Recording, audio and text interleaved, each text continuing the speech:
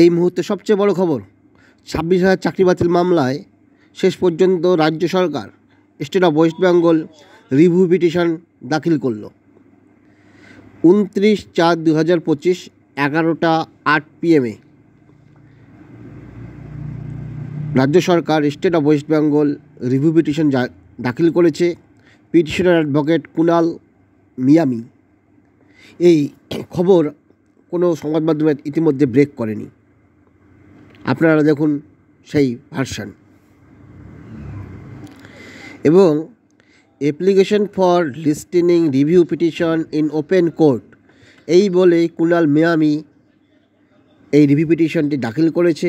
এখন দেখা যাক এই প্রেক্ষাপটে দেশের সর্বোচ্চ আদালত সুপ্রিম কোর্ট এই 26,000 চাকরি বাতিল মামলায় রিভিউ পিটিশন গ্রহণ করে কি করে না, বা এর পরবর্তী রেজাল্ট কি, সব জানা যাবে। নজর রাখুন নাগরিক মলের প্রতিবেদনে। ধন্যবাদ।